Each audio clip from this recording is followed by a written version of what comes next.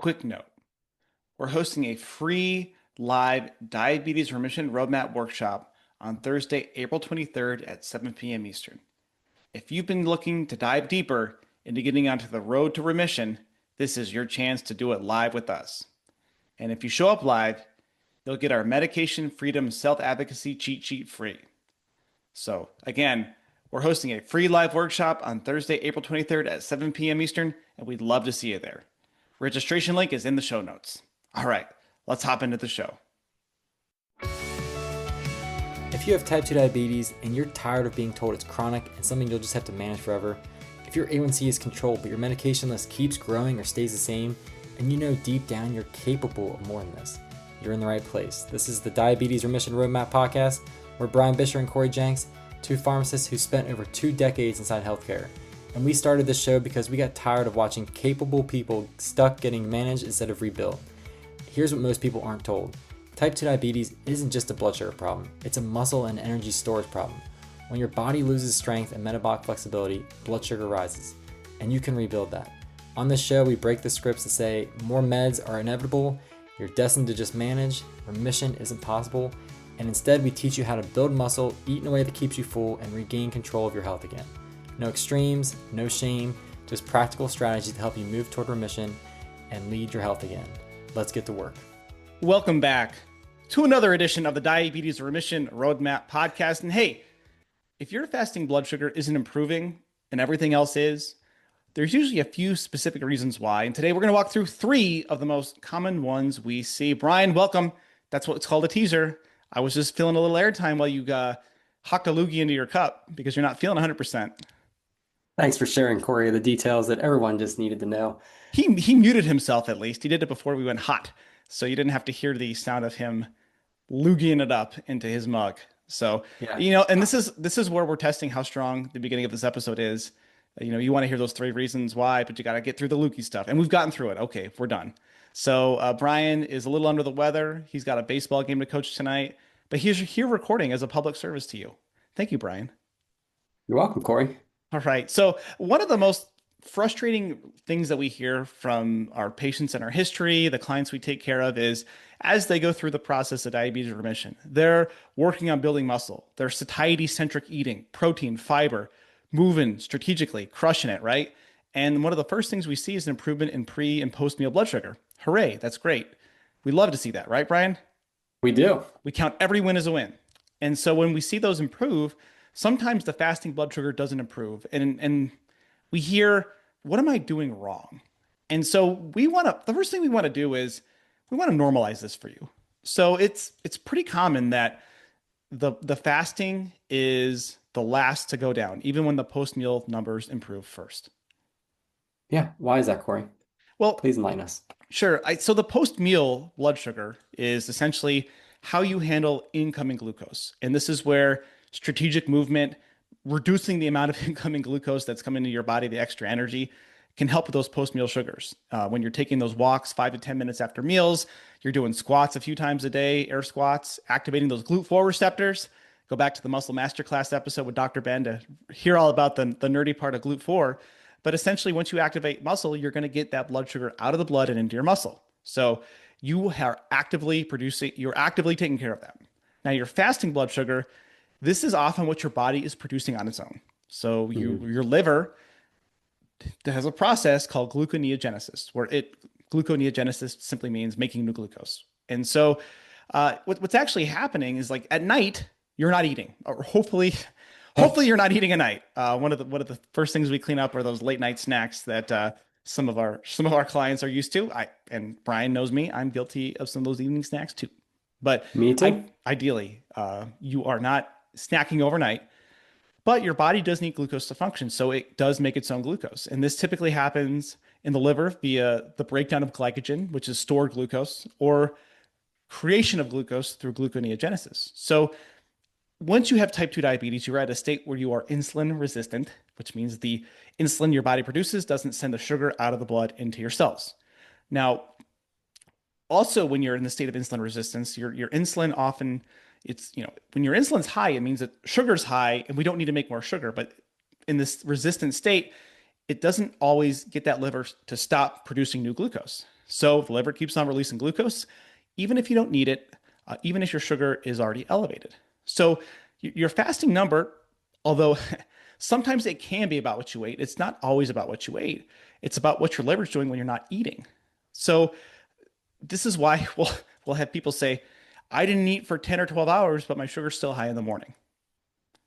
Yeah, I definitely hear this a lot, Corey. So I like how you explained it in the form of what the liver is doing behind the scenes and how what I'm hearing is just essentially your liver in a healthy state should be able to see from or hear from insulin that I don't need to produce any more glucose. We have enough, but that's not happening because we have insulin resistance, and that insulin resistance is happening in the liver as well. Am I hmm correct?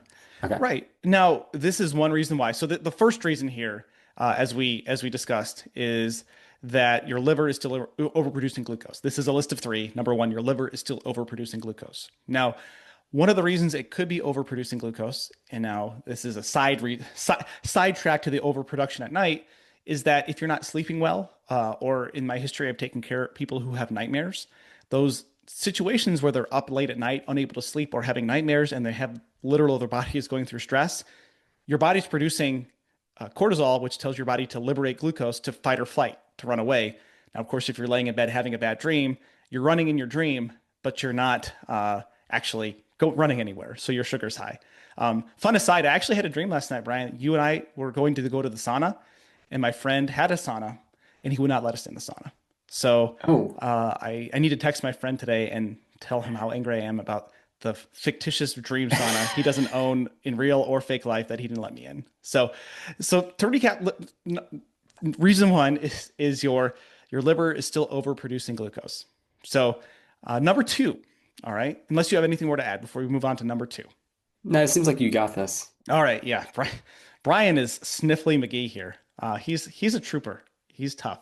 So reason two why your fasting glucose is still high is that your stored energy has not cleared yet. So in type 2 diabetes, you are energy toxic, right, Brian? Yes, thank you for letting me get a word in. Yep. Well, the last time I tried to let you get a word in, you're like, you're good. You did it all. So type 2 diabetes is a state of energy toxicity. There's nowhere for that energy to go. Your body's resistant to the insulin. Okay. As you improve your body composition, improve what's going on, you're going to improve the energy toxicity. But when we start with this, oftentimes our liver is overloaded. It Type 2 diabetes often is accompanied by fatty liver.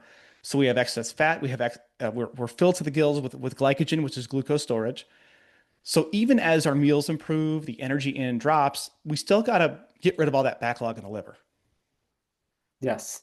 Yeah. Yeah. I mean, it's like we talk about this in our webinar of our energy tanks are full. And so you got your basically you got three different energy tanks. You got your muscle, which is then form of glycogen. You got your fat tissue, which we look at subcutaneous fat, and we got visceral fat.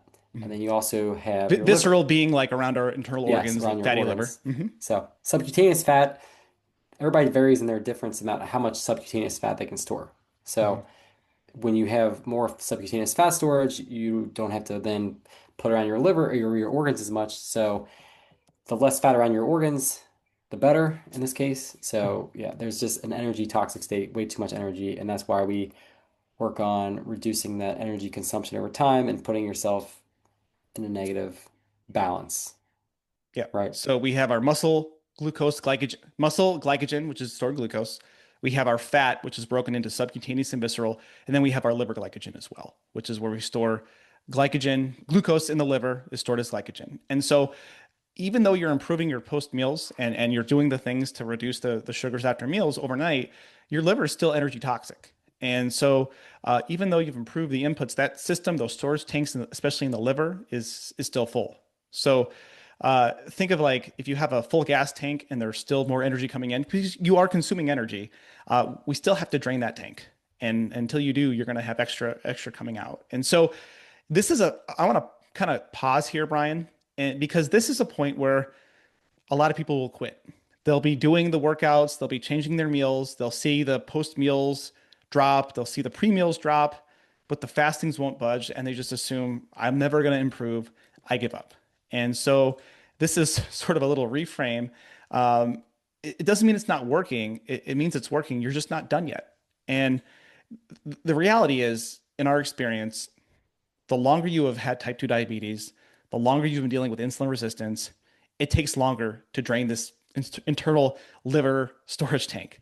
And it takes longer to get over those high fasting numbers, which could mean it could take longer to see those fastings drop and you might need medication longer. Now, our goal here, it's the remission roadmap, is to get you on less or no medicines with a controlled blood sugar. Everyone's going to vary in how long it takes. So, So less medication score. Would you then categorize supplements as that? Because I know mm, I've been asked by people, I've even seen diabetes educators online who just tout berberine as this magic supplement that is for fasting blood sugar levels. So should people just take that? well, if you saw it on the internet from a random influencer, you absolutely should just listen to this person, right? So, I guess my thought is if you're taking a medicine, and really the one I see this a lot with is metformin. When we reduce metformin, metformin reduces gluconeogenesis in the liver. When we reduce it, we'll see a bump in fasting sugars. Now, berberine can replace that. In my opinion, you're still taking a substance to lower your sugar. It doesn't mean you're a failure. It means one's a prescription item and one's an over the counter item. And I think people sometimes fall in love with supplements because they want to stick it to big pharma. And listen to me, like we're on this podcast because we want people to be less reliant on pharma. However, do know that there is big supplement. And in our experience, I'll speak for Brian. I'm sure you've seen someone walk in with a gym bag full of supplements, and they're just like, "I'm never going to take a medicine," and then they put five pounds worth of supplements on the counter. It's cost them $500 a month, and you're kind of defeating the purpose. So we cannot give medical advice, right, Brian? We have a disclaimer Right. at the Yeah. end of this episode, Yep. of every episode. If berberine is something you take and you like it and tolerate it better than a medicine for a prescription medicine for blood sugar, and it helps with these fastings along the way, working with your provider, then great. We're not going to say we're not going to put an asterisk by your improvement. If for many people, tolerating a drug like metformin is really hard. But if they can take berberine and have similar results, great. We don't get kickbacks from pharma, as you can imagine. So, and I think it also would matter, Brian, like how high are those fasting numbers? Yeah. I agree. Is it worth just trying to make a number look good by taking a supplement, or should you play the patient game and just go the slow and easy route of sticking with the big things that work, which we know are strengthening, so you can increase your muscle sensitivity to glucose. It is satiety-led eating, so you can reduce your total energy toxicity over time, aka lose fat. And it is sleep and stress reduction, so that you're optimizing your cut recovery and you're just putting your body in a good state where it can heal. I think Yeah. those are the three. Would you add anything to that three I big think that smart movement as well. Like smart movement? part Okay. of reducing that excess energy. Now, like the rote advice has always been, eat less, move more. I think move more. Generally, most people could benefit by moving more. Now, doing this strategically around meals, which is why if you take that 10-minute walk after a meal, hey, my post-meal blood sugars are doing much better. Great, you're utilizing that glucose. But if you're sitting around the rest of the day, then we're not hitting, and you're still seeing those high fasting numbers. It means that we need more total energy use Yeah. to get those energy. I mean, we oversimplify it by saying energy tanks, but get that. Typically, it's probably going to be like the liver fat improved, so that you're not pumping out the glucose at night. So, Yeah. um, very useful little tidbit there on the berberine, Brian. Thank you. You definitely caught me off guard with that. Well, I only ask because I've just been asked many times, should I take berberine? I'm like, well, do you like taking metformin? No. Well, it's basically a supplement replacement of metformin. Yeah. So you decide what you want to do. hmm Yeah, Um, totally your choice. As long as you're working with a well-trained provider to guide you, and we yeah. are not giving medical advice. So, all right, I think the people are clamoring for number three here. So we're gonna hop right into speaking of overnight dawn phenomenon. And Brian, would you be so kind as to explain the dawn phenomenon? And I'm Yeah. not So talking about when the soap really cleans your dishes good. Not that dawn. shout out to Don. Uh, The dawn phenomenon, essentially, as it says in the name, happens in the morning, and your body is essentially preparing for the day. You get what's called the cortisol awakening response, And so your body starts to naturally release cortisol like it should to help wake you up, get you ready, moving. In our ancestral days, go hunt and find and gather food.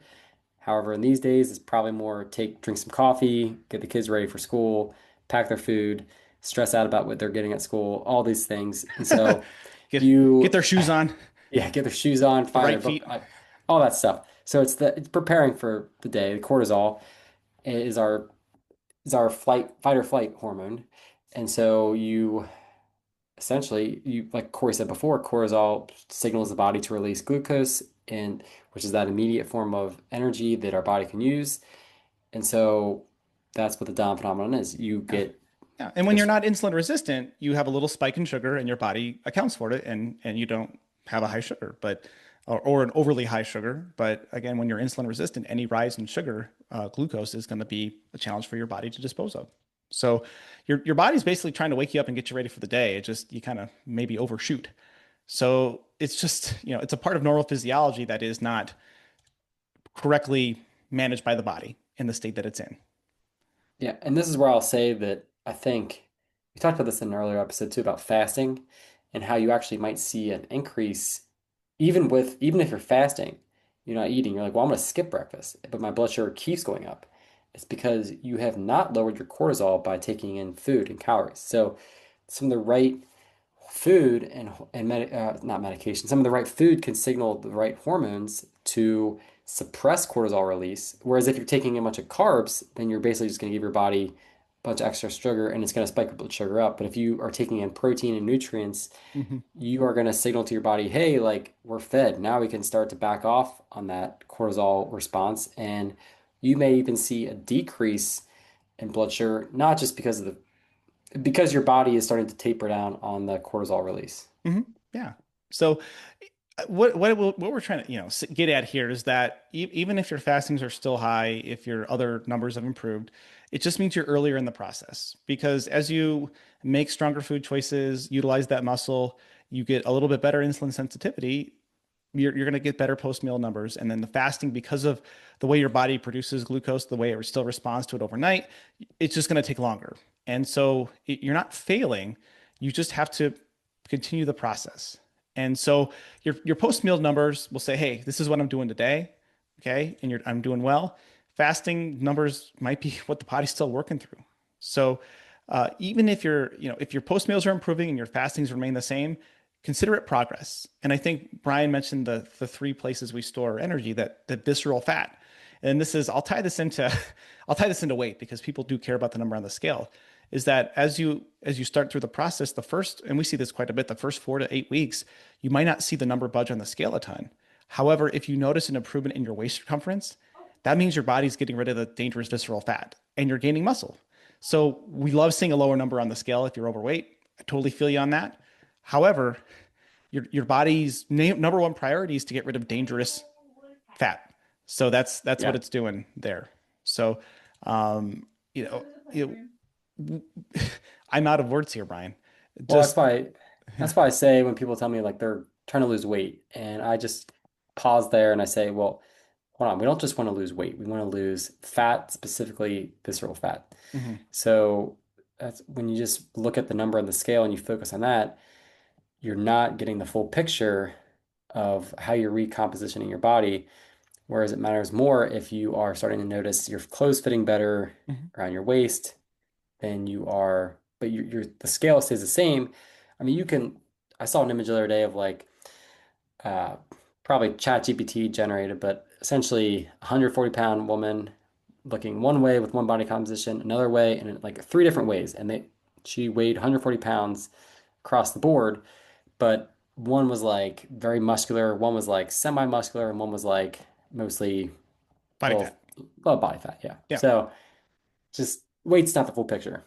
Right. So it's body composition. And so I think that what I have experienced as working as a clinical pharmacist, working as a diabetes coach, is having someone in your corner to remind you and guide you along the way so that when you come up against these roadblocks, you don't feel like you're failing. And it reminds me specifically of someone I took care of in my clinical pharmacy practice. And it was a good 6 to 8 weeks of seeing numbers not budging as much as they wanted, seeing weight not budging as much as they wanted, but He's like, well, I'm more energetic and my clothes fit better. I'm like, stick with it, stick with it. And then it was like the good kind of fall off a cliff where it was like magic. All of a sudden, the numbers were better, the weight was down. So stay with it. If you're seeing other signs like the non-scale victories, the non-fasting sugar victories, stick with it because it means you're on the right path. Yeah, I think it's a great way to end it. All right. So we hope you enjoyed the reasons why your fasting numbers are still high, even if your post meals are improving. If you've experienced this or want to share your story, send us a message on Instagram, send us an email. We love reading those. But until the next episode, keep it simple and do what works. If this episode gave you clarity or hope, share it with one friend who's been stuck in the diabetes trap. That's how this mission grows. One person, one family, one story at a time. And if you haven't yet, leaving a quick review helps more people find the show and realize they're not stuck with meds forever. It takes less than a minute and it means the world to us. Thanks for being here and thanks for being part of this movement toward freedom. Thanks for listening to the Diabetes Remission Roadmap. The ideas discussed here are for general informational purposes only and do not constitute medical or nutritional advice. We are pharmacists, but we're not your personal healthcare providers. Always consult your own physician or qualified clinician before changing medications, exercise routines, or nutrition plans. Results vary, and what works for one person may not work for another.